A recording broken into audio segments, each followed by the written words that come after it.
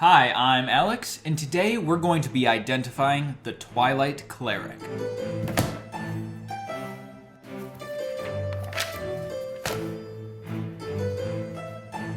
The Twilight Cleric is one that believes the transition from light to darkness is one that brings calm and even joy as the long day's labor comes to an end and the time of rest begins. But they also acknowledge that darkness can bring horrors in the night, and they set out to protect those venturing into the night from those very horrors. When you pick the Twilight Domain at first level, you get a number of domain spells. The spells you gain access to are as follows: Fairy Fire, Sleep, Moonbeam, See Invisibility, Aura of Life, Liamid's Tiny Hut, Aura of Vitality, Greater Invisibility, Circle of Power, and Mislead. What a wonderful selection of cleric spells to always have prepared. I'll start with the obvious. Liamid's Tiny Hut being always prepared for you means that you can ritual cast it whenever you want. Every single night, you'll be able to have that safe bubble around you without having to worry about it taking up one of your prepared spell slots. In addition, you also get Moonbeam, which is a very powerful spell that's not usually on the cleric spell list. In addition, you also get Greater Invisibility, which is much better than invisibility, believe it or not. And I think it's also very thematic for the Twilight Cleric to be able to stealthily move around, especially under the cover of night. While Fairy Fire is always good, being able to grant that advantage, Sleep is less good as time goes on. However, it is good that you get it as early as possible at first level. So those early levels you'll be using it, but likely not much after that. See Invisibility is one of those very situational spells that I would never prepare on my own, but having that utility at the ready is always good to have in case you fight an invisible creature. And since it's always prepared, it's just a bonus and you don't have to worry about that slot. In addition, also at first level, you get some bonus proficiency. You get proficiency in heavy armor and martial weapons. This opens up your options very well. This means that you as a cleric are going to have that heavy armor, that high AC if you so wish. And that martial weapon proficiency is going to keep you on par with many of the martial classes in the game. Also at first level, you get Eyes of Night. If you're going to be a cleric that operates at nighttime, you're going to have to see through it. And Eyes of Night gives you that ability. You get dark vision out to 300 feet. In addition, you can also grant a number of allies equal to your wisdom modifier, so long as they are within 10 feet, the same dark vision ability out to 300 feet, once for free. Then, if you want to do so again, you will have to spend a spell slot until you take a long rest. This is a wonderfully thematic ability, being able to see through the harsh nighttime and also granting your allies the same ability to do so really upholds the idea that you are a guardian that protects people under the cover of night. And not to mention, mechanically, that when you grant this bonus to your allies, it lasts for an hour, which means that you can totally circumvent the need for one person who doesn't have dark vision to light a torch, which is very powerful. Next up, also at first level, you get Vigilant Blessing. As an action, you can grant any creature, including possibly yourself, the ability to have advantage on their next initiative roll.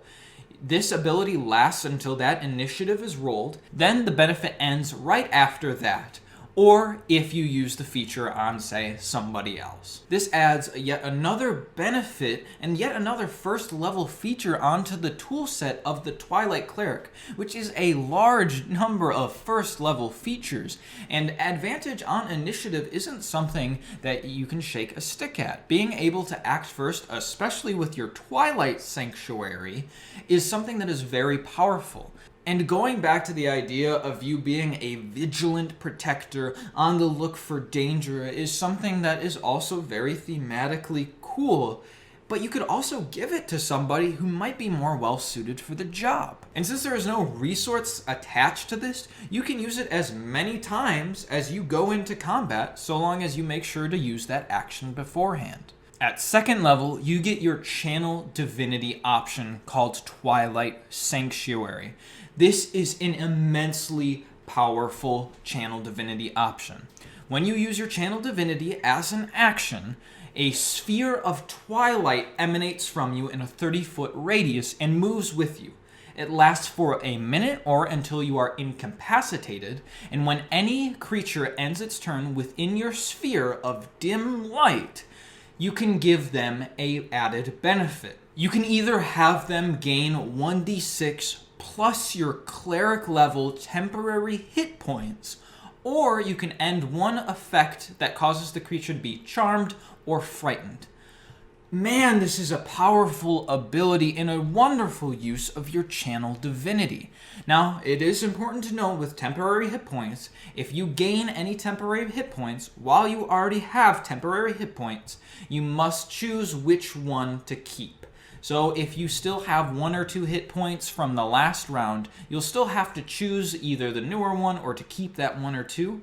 But even with that caveat, the sphere moving around with you in a 30-foot radius and granting 1d6 plus your level temporary hit points to every creature within it is insane. I am playing a Twilight Cleric in one of the campaigns that I am currently a player in, and I really don't think that I am overestimating the power of this ability. Sure, it's not long-term healing, but it's recurring every turn with no added action, and the only way to stop it is to knock the Cleric down. So my Cleric at 5th level is regularly granting 6 to 11 hit points to pretty much all of my allies every single round in combat. That's a lot of damage buffer, and it's nothing to shake a stick at. And I think it's what makes this domain so attractive to a person who would like to play Cleric and still be useful to their party, but not wasting their actions and bonus actions healing them. Because now you can basically be healing them anyway, while also still doing your own thing. Still using that action to attack or that bonus action for spiritual weapon, or even both while still healing your party. I think it's very powerful, and the added utility to end Charmed or Frightened is something that is gonna come up eventually. And something to consider is if you have a rogue or even a character that is trying to hide within your sphere, you are shedding dim light, which means unless the enemy has dark vision, they have disadvantage at perception checks to spot you, which means they get a -5 penalty to their passive perception. That rogue is going to be extra good at hiding from others. Next, at 6th level, you get Steps of Night, where you can use darkness to magically lift yourself into the air.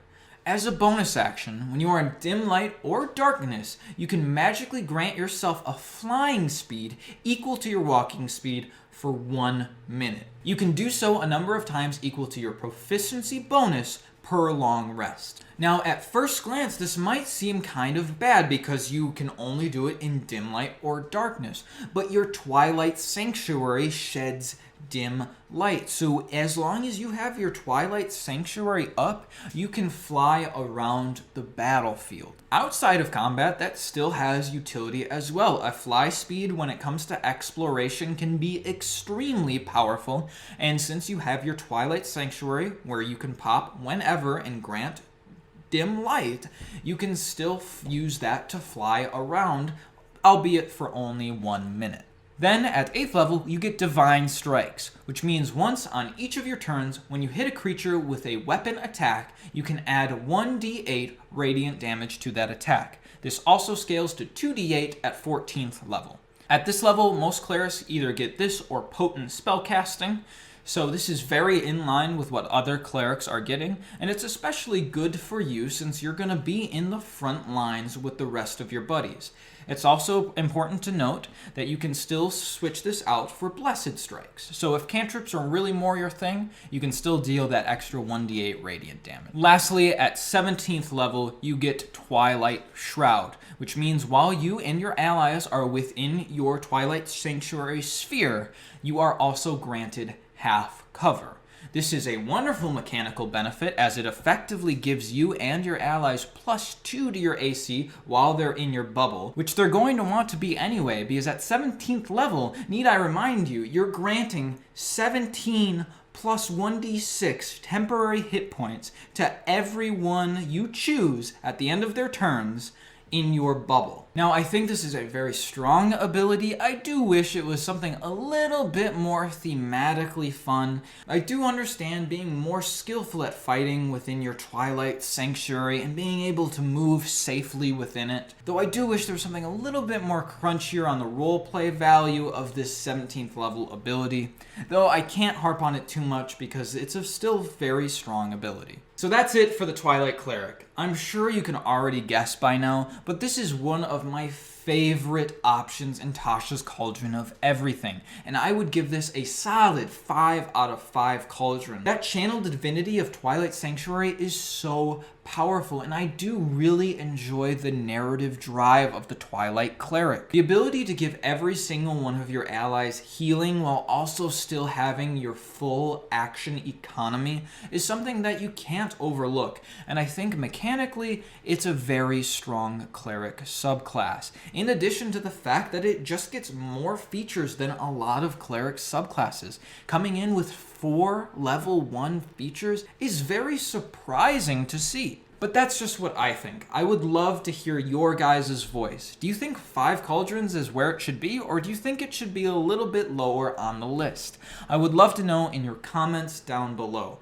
If you are supportive of what Ben and I are doing here on Short Rest, please consider subscribing or even just hit that thumbs up. That would help the channel immensely. Thank you so much for watching, and I hope to see you on our next Short Rest.